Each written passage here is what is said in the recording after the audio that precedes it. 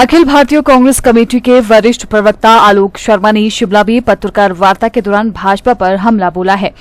AICC प्रवक्ता ने इस दौरान देश में इंडी गठबंधन की जीत का दावा किया और 325 से ज्यादा सीटें इंडी गठबंधन के खाते में आने की बात कही। साथ ही इस दौरान आलोक शर्मा ने प्रधानमंत्री पर ध्रुवीकरण के आरोप लगाए। अखिल भारतीय कांग्रेस कमेटी के प्रवक्ता आलोक शर्मा ने दावा किया कि 4 जून को इंडिया गठबंधन अपनी सरकार बनाने जा रहा है।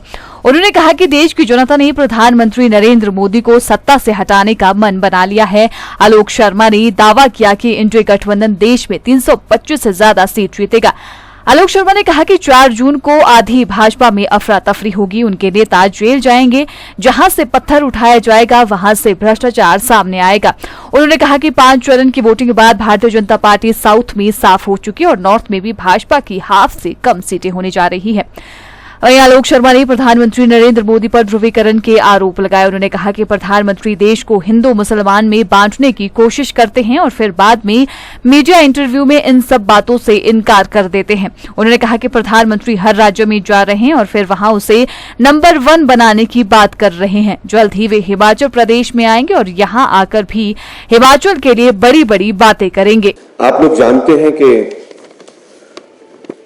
लोकतंत्र का सबसे बड़ा पर्व जो हमारा आम चुनाव होता है, वो चुनाव अपने लगभग अंतिम चरण में चला गया है और जैसे जैसे तापमान बढ़ रहा है पर्यावरण का, वातावरण का, वैसे वैसे लोकतंत्र का भी जो पर्व है उसका तापमान भी वो बढ़ता चला जा रहा है।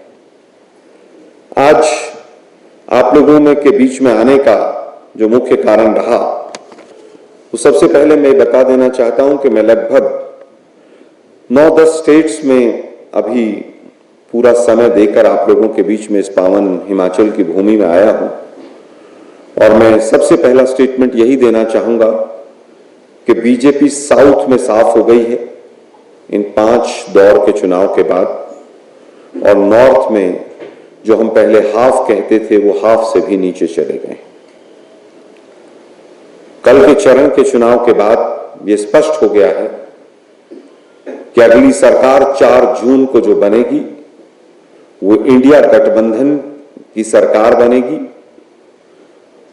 वर्तमान सरकार और मोदी जी की सरकार जो है उसका जाना तय हो गया है। 5 चरणों के चुनाव के बाद तमाम राज्यों की जनता ने सिद्ध कर दिया है कि जिस तरह से जनता जनार्दन ने वोट दिया है, जिस तरह से तमाम हमारी सभाओं में भीड़ आई है, पूरी तरह से जनता ने सिद्ध कर दिया है कि ये निकम्मी और भ्रष्ट सरकार, ये झूठों के शहंशाह की सरकार का जाना इस बार तय है। बहुत दिन हो गए इनको गुमराह करते देश की जनता को। सबसे पहला सवाल हमारा है कि हिमाचल में इतनी बड़ी आपदा आई, तमाम सांसद आपके यहां पर थे। खैर सांसदों की तो बात ही क्या करें, पता नहीं कहां कहां से हीरे जवाहरात नगीने बॉम्बे से ढूंढ के लाए हैं इस बार। वो क्या कह दें, कब कह दें, पता ही नहीं चलता है, कौन सी बात कह दें। वो जयराम ठाकुर जी कोई कह दिया मंच पर, पता होगा आप लोगों को क्या कहा था। जयराम साहब भी डरे हुए हैं कि कहीं ईडी सीबीआई जो है ना मेरे घर पहुंच जाए, भ्रष्टाचारी तो डिक्लेयर कर ही दिया इन्होंने। खैर 4 तारीख तक है, हिमाचल की जनता झेलेगी, उनको झेलना भी चाहिए कभी कभी।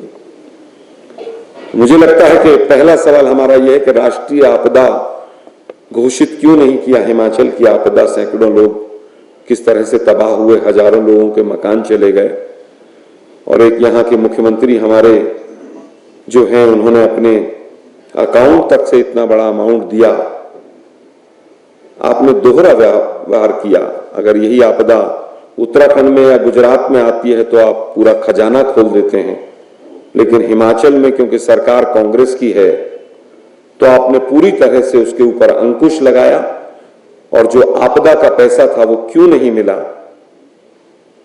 आपदा के लिए मोदी साहब क्या संवेदना के 2 शब्द आप यहां पर आकर नहीं कह सकते थे। गुजरात में तो आप हवाई जहाज लेकर और हेलीकॉप्टर लेकर निकल जाते हैं। बाढ़ आ गई है तो बाढ़ भी देखेंगे, सब देखेंगे, क्योंकि आप वहां पढ़े थे ना एंटायर पॉलिटिकल साइंस, और चाय भी वहीं बेची थी आपने। हम पूछना चाहते हैं हिमाचल के लोगों का क्या गुनाह था, और हिमाचल के लोग 10 साल आपकी सरकार रही, आज हिमाचल के लोग आपको वोट क्यों दें? कोई 2 कारण बताइए मोदी जी, जो हिमाचल के लिए आपने किए हों कि भाई ये हमने किए हैं, मैंने इतने इंस्टीट्यूशंस खोल दिए, मैंने ये कर दिया, बड़ी बड़ी कोल्ड स्टोरेज की चेन की बात मोदी साहब ने की थी, उसका क्या हुआ? जो हमारा बिजली का पैसा है उसका क्या हुआ? क्या वो शेयर हमें मिला कि नहीं मिला? केवल सेपू की बड़ी खाई थी और मैं आया था और पेड़ यहां पर गिरा हुआ था और पत्थर यहीं थे और पानी के बाल्टी में लेकर ऊपर चढ़ा था, ये कहकर आप हिमाचल की जनता को गुमराह मत कीजिए। आप बताइए कि हिमाचल के किसान के लिए क्या किया आपने, हिमाचल के नौजवानों के रोजगार पैदा करने के लिए क्या किया आपने? हिमाचल टूरिज्म स्टेट है, हिमाचल में टूरिज्म को बढ़ाने के लिए आपने कौन कौन से कदम उठाए 10 साल में?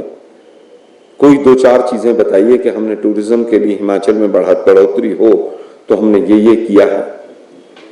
टूरिज्म बढ़े क्या? आपने वो मंडी का जो एयरपोर्ट था क्या हुआ उसका? वो जमीन एक्वायर हुई कि नहीं हुई? वो जमीन में एक्वायर हुई हो तो उसके ऊपर क्या हुआ? आपने तो कहा था कि वो हवाई चप्पल वाले लोग जो हैं वो हवाई जहाज में बैठेंगे और मंडी से उड़ेंगे।